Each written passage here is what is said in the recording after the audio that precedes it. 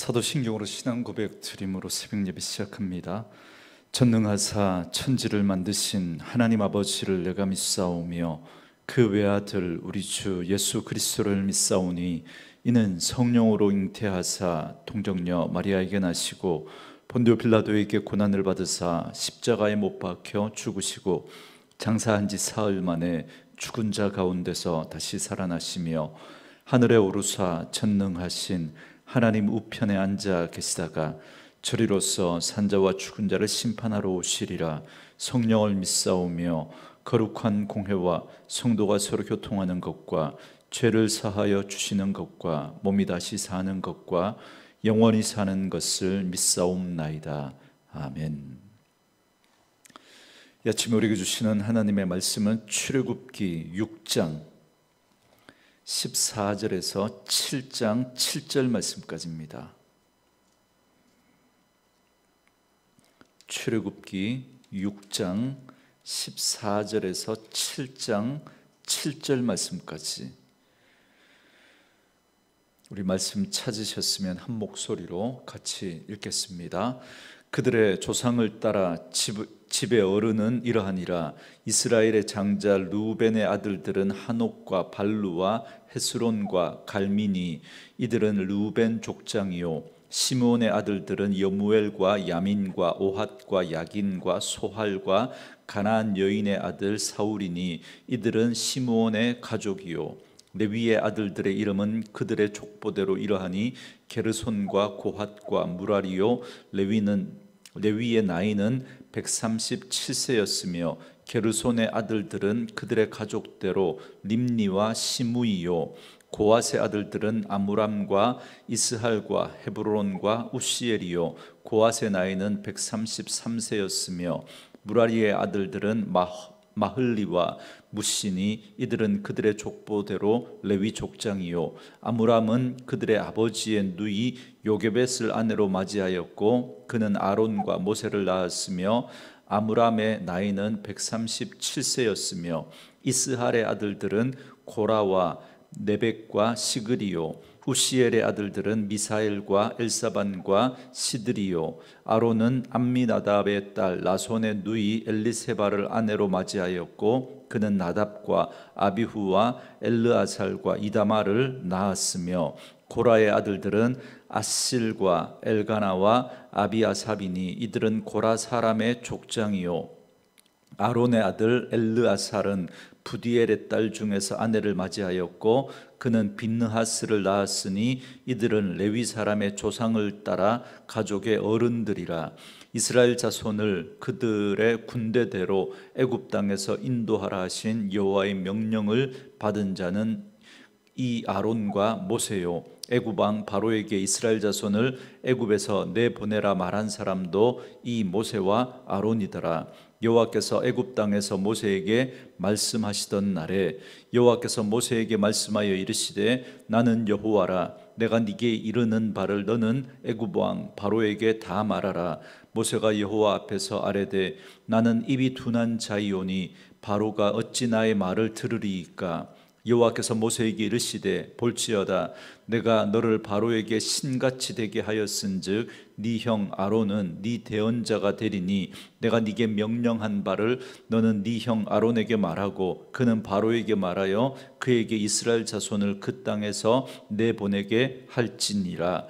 내가 바로의 마음을 완악하게 하고 내 표징과 내 이적을 애굽 땅에서 많이 행할 것이나 바로가 너희의 말을 듣지 아니할 터인즉 내가 내 손을 애굽에 뻗쳐 여러 큰 심판을 내리고 내 군대 내 백성 이스라엘 자손을 그 땅에서 인도하여 낼지라.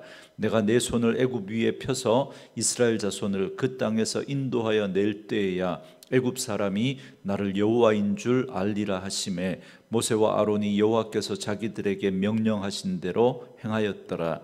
그들이 바로에게 말할 때 모세는 80세였고 아론은 83세였더라.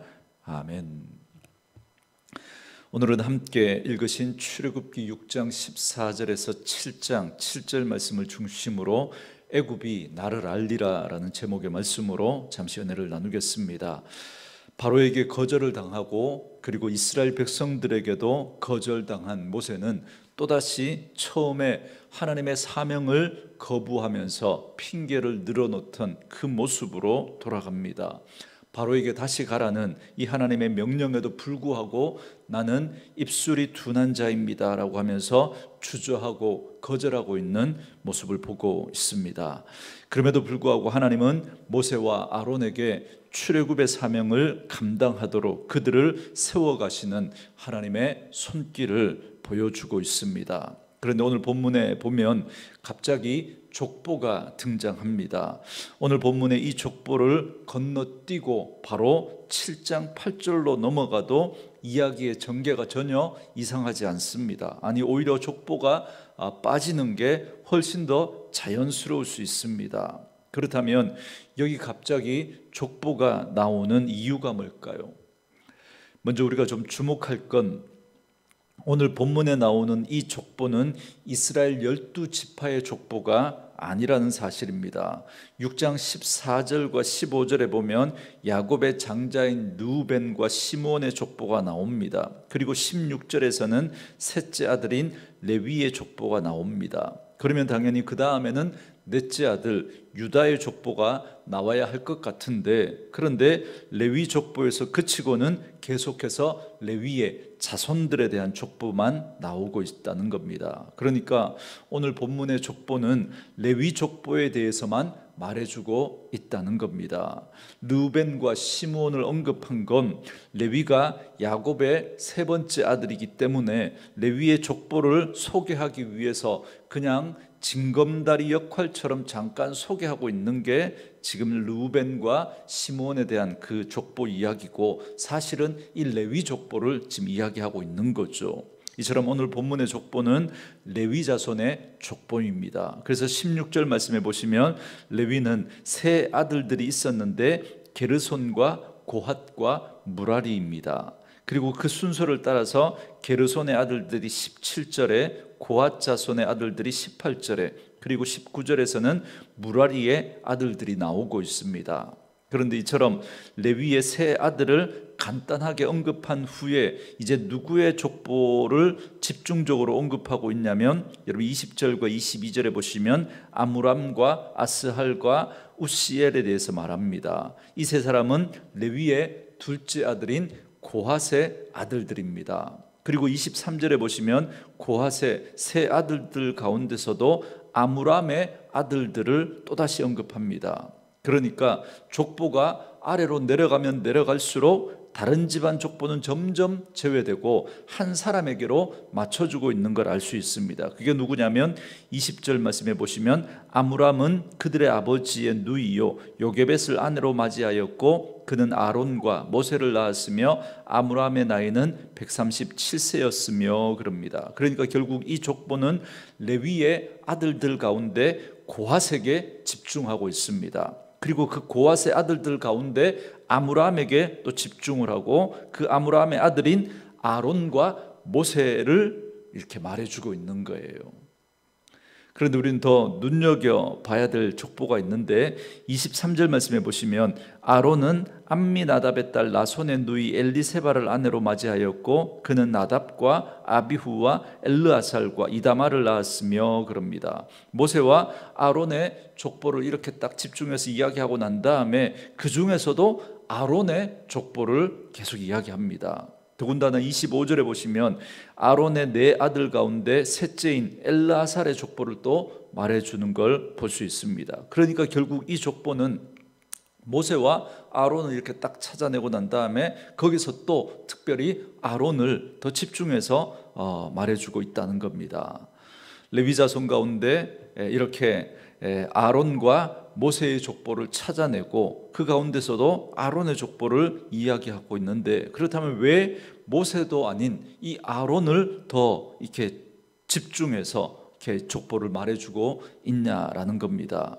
아론은 바로 이스라엘의 첫 번째 대제사장이기 때문에 그렇습니다. 하나님은 아론이 속한 레위의 아들들 가운데 고핫 자손들에게 제사장의 역할을 맡겼습니다. 그런데 그 중에서도 특별히 아론의 자손들만이 대제사장의 역할을 맡도록 했습니다. 그래서 오늘 족보는 바로 이 사실을 다시 한번 환기시켜 주시고 있는 겁니다. 그러니까 하나님은 이스라엘의 대제사장 가문인 아론의 족보를 통해서 이스라엘 백성의 정체성을 하나님께서 확인시켜 주고 싶으셨던 겁니다. 여러분, 성경에서 족보가 나올 때마다 여러분, 이 족보를 여러분 어렵게만 생각하지 마시고 하나님께서 하나님의 구원의 역사를 새롭게 써내려 가실 때마다 이렇게 족보를 언급하십니다. 그래서 그 족보를 통해서 누구를 통해서 그 하나님의 새로운 역사를 이루어 가실지 그 주인공을 찾아냅니다. 그래서 오늘 족보도 이렇게 쭉 밑으로 내려가면서 모세와 아론을 찾아냈죠. 그러니까 이 출애굽의 이 위대한 하나님의 구원의 역사를 모세와 아론을 통해서 내가 해내겠다, 그렇게 말씀하고 있는 겁니다. 그런데 오늘 또 이 족보는 또 하나 또 우리에게 말씀해 주고 있는데, 족보가 바로 그 하나님의 구원의 대상인 그들이 누구인지를 하나님이 알려주실 때, 정체성을 알려주실 때 이 족보를 언급합니다. 그래서 너희는 하나님의 백성이라는 거죠. 그렇기 때문에 오늘 이 모세와 아론을 통해서 구원해낼 이 이스라엘 백성이 누구냐면 하나님의 백성이다라는 걸 이야기하는데, 특별히 아론을 주목하면서 이 족보를 언급하신 이유는 아론이 이스라엘의 첫 번째 대제사장이 되었던 것처럼 이 이스라엘 백성들이야말로 하나님이 이 세상을 구원할 제사장 나라로 택한 그 백성이다라는 걸 하나님께서 알려주시고 있는 겁니다. 인류 구원을 위해서 하나님의 거룩한 제사장 나라로 하나님께서 이들을 삼으시겠다라는 걸 아론의 족보를 통해서 말씀해 주고 있는 거죠. 그렇기 때문에 오늘 족보는 그야말로 진퇴양난에 빠져 있는 이 모세에게, 지금 바로에게도 거절을 당했죠. 그리고 이스라엘 백성들에게도 불신과 원망의 소리를 듣고 있는, 그래서 이러지도 못하고 저러지도 못하고 있는, 그래서 앞뒤가 꽉 막혀 있는 것 같은 모세에게, 특별히 그 상황 속에서 사명마저 흔들리고 있는 그 모세에게 이 족보를 통해서 하나님은 모세와 아론을 통해서 이스라엘 백성들을 구원해 내실 것이다라는 걸 분명하게 알려주시면서, 동시에 그 모세와 아론을 통해서 구원해낼 그 이스라엘 백성들이 어떤 나라인지 그 정체성을 확인시켜주고 있습니다. 인류의 구원을 이루어낼 그 하나님의 그 제사장 나라로서 이 이스라엘 백성들을 하나님께서 그렇게 사용하시겠다는 겁니다. 그걸 지금 알려주고 있는 것이죠. 여러분, 그들은 하나님의 거룩한 백성입니다. 모세가 바로에게 가서 말한 것처럼 이스라엘은 하나님께 나아가 제사를 드려야 합니다. 이건 단순히 제사를 드리는 그 행위를 말하는 게 아니라 이스라엘이야말로 인류 구원을 위한 하나님의 거룩한 제사장 나라라는 것을 말씀해 주고 있는 겁니다. 그래서 이 사실을 다시 기억하라고 대제사장인 아론의 족보를 통해서 그 사실을 깨닫게 하시고 있는 겁니다. 그리고 이 역사를 모세와 아론을 통해서 하나님이 이루어내시겠다고 이 족보를 언급해 주고 있는 것입니다. 여러분, 오늘 우리도 마찬가지입니다. 우리가 사면초가와도 같은 그런 인생의 어려움을 만났을 때, 때로는 주의 일을 하면서 큰 난관에 부딪혔을 때 우리가 누구인지를 기억해내는 것이 너무너무 중요합니다. 사랑하는 성도 여러분, 우리는 하나님의 사랑받는 자녀입니다. 우리는 세상의 소금과 빛으로 부름을 받은 택하신 족속이요 왕같은 제사장입니다. 우리가 이 사실을 잊지 않고 붙들고 있어야만 우리는 우리에게 다가온 어려움들을 이겨내고 하나님이 주신 사명을 감당해낼 수 있습니다. 이처럼 이스라엘을 거룩한 제사장 나라로 세우시기 위해서 하나님은 지금 이 일을 하고 계신다는 사실을 이 족보를 통해서 다시 말씀해 주시고 난 다음에 이제 모세에게 두 가지 중요한 말씀으로 그에게 힘을 더하여 주십니다. 여러분, 7장 1절 말씀해 보시면 여호와께서 모세에게 이르되 볼지어다 내가 너를 바로에게 신같이 되게 하였은즉 네 형 아론은 네 대언자가 되리니, 그럽니다. 먼저 하나님은 모세가 바로에게 신같이 될 것이다, 그렇게 말씀하십니다. 이건 하나님이 모세를 통해서 말하고 행하시겠다라는 겁니다. 다시 말하면 모세는 하나님의 대리자라는 겁니다.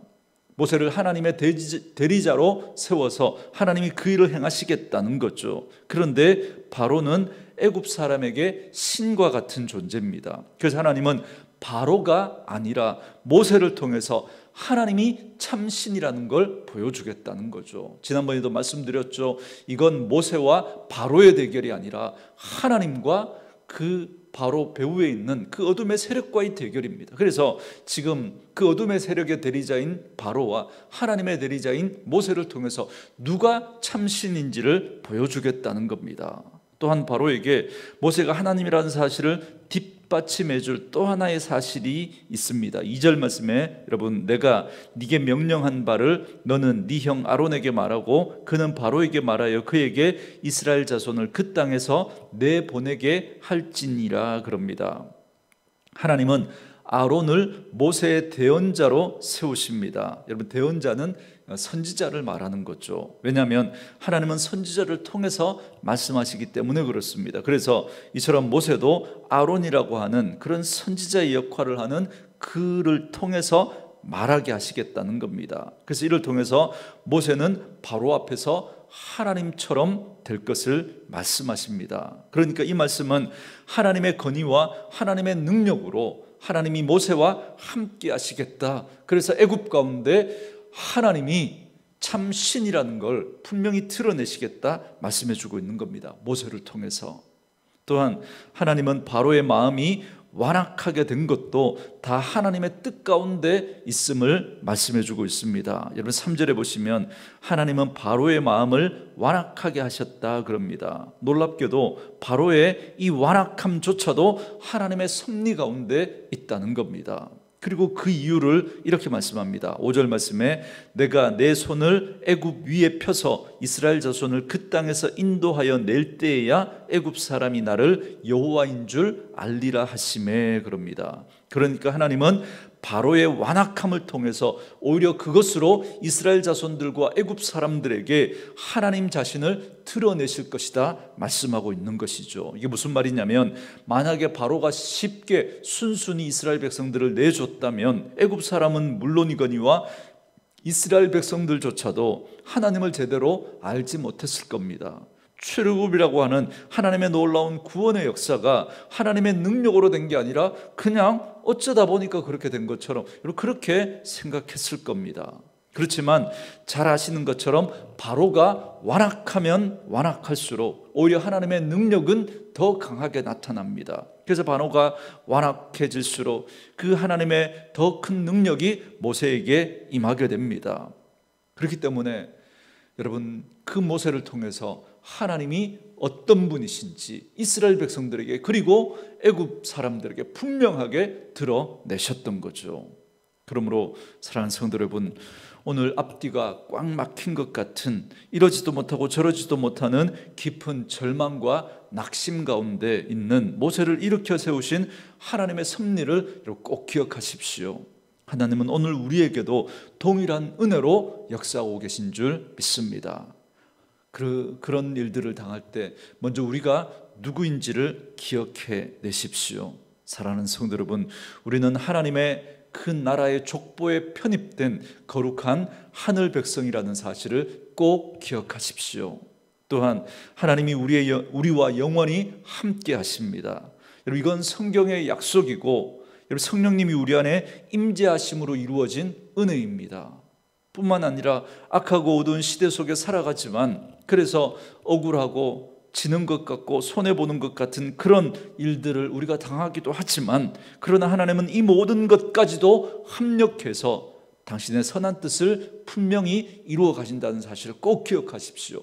바로의 완악함을 사용하셔서 하나님의 하나님 되심을 드러냈던 것처럼 오늘 우리가 당하는 그런 어려움과 고난을 통해서도 하나님은 당신의 섭리를 이루어 가시고 결국은 우리의 인생에 복이 되게 하시고 선이 되게 하실 줄 믿습니다. 그렇기 때문에 여러분, 어두우면 어두울수록 악이 강하면 강할수록 하나님은 더 크신 사랑과 능력과 은혜로 우리와 함께 하실 것입니다. 그러므로 바라기는 오늘 모세를 새롭게 일으키시고 그 사명을 감당할 힘과 능력을 더하시는 하나님의 그 손길을 바라보면서 우리도 하나님의 자녀로서 하나님이 주신 능력 가운데 우리를 둘러싸고 있는 그런 어둠의 권세를 넉넉히 이겨나가면서 그걸 통해서 오히려 하나님의 하나님 되심을, 하나님이 지금도 우리를 통해서 살아계시고 역사하심을 드러낼 수 있는 그런 거룩한 하나님의 백성으로 당당하게 믿음의 삶을 살아갈 수 있는 저와 여러분 되어줄 수 있기를 주님의 이름으로 축원합니다. 오늘 주신 말씀 생각하면서 이 찬양 들으시고 기도하는 시간 갖겠습니다.